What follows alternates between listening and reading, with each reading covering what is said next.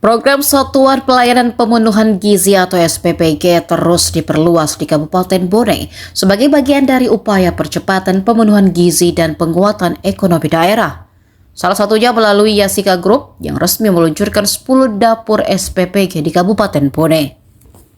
Peresmian terpusat di Jalan Merdeka, Kelurahan Manurung Kecamatan Taneteriatang, Jumat 14 November. Kegiatan tersebut dihadiri oleh Wakil Gubernur Sulsel Fatmawati Rusdi, Ketua DPRD Sulsel Adi Rahmatika Dewi, Wakil Ketua DPRD Yasir Mahmud, Wakil Bupati Bone Andi Akmal Pasludin, Ketua Komisi B Andi Irma, serta anggota DPRD Sulsel Andi Abeng Salengketo, Haji Muhammad, dan sejumlah anggota lainnya.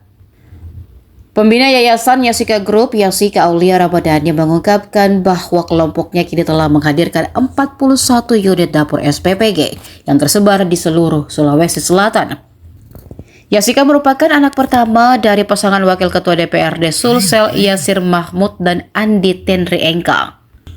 Adapun sebaran dapur bergizi tersebut terdiri dari 16 dapur di Kota Makassar, 3 dapur Parepare, 2 dapur di Goa, serta 10 dapur di Kabupaten Bone yang baru saja diresmikan. Selain itu, masih terdapat 3 dapur tambahan yang sedang dalam tahap penyelesaian di wilayah Taneteriatang, Taneteriatang Barat, Taneteriatang Timur, Telusiatinge, 2 Bocowe, dan Kajuara. Ia menambahkan bahwa dapur-dapur MBG tidak hanya berfokus pada pemenuhan gizi, tetapi juga memberikan dampak signifikan terhadap perekonomian daerah. Sebanyak 17 dapur yang sudah beroperasi menyerap sekitar 50 pekerja per unit, sehingga total 850 tenaga kerja telah terserap. Sementara itu, penerima manfaat telah mencapai 60.000 orang.